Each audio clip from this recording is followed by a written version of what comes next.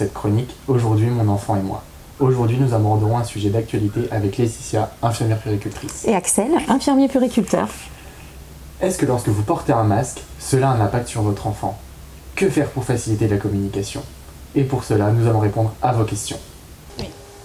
Bonjour, je suis la maman de Margot, elle a 8 mois. Pourquoi le port du masque peut avoir un impact sur elle ?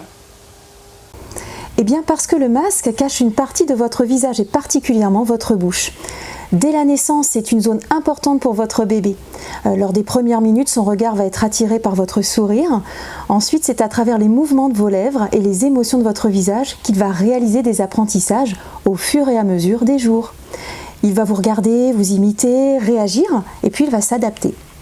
Cela lui permet de nombreux apprentissages autour de la communication comme le langage verbal et non verbal, la transmission des émotions.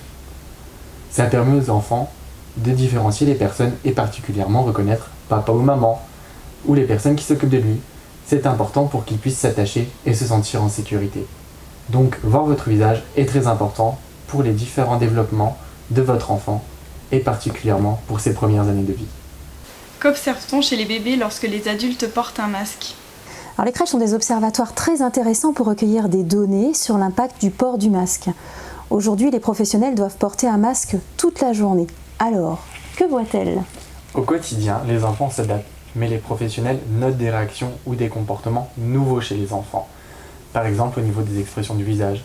Certains enfants sont moins expressifs. Par contre, si vous vous écartez un peu, descendez votre masque, un sourire spontané va arriver. On voit également des enfants d'environ 2 ans sourire en accentuant le plissement des yeux et moins le mouvement de la bouche. Les petits vont chercher à tirer sur le masque et découvrir avec étonnement le visage qui se cache en dessous. Cela peut induire des réactions de plaisir, mais aussi déclencher des pleurs.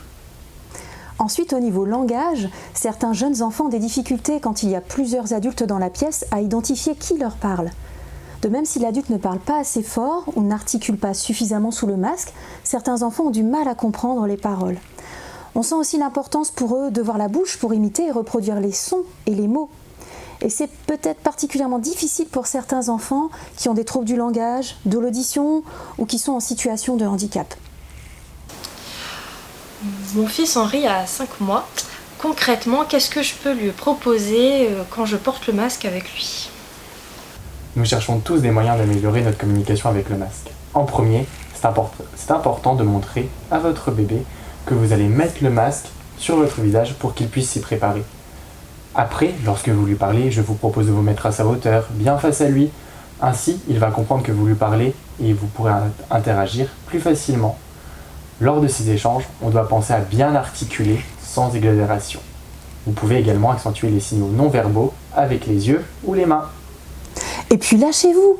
En faisant de grands sourires sous le masque, le reste de votre visage va réagir et vos yeux vont se plisser. De même lorsque vous exprimez un désaccord ou un étonnement.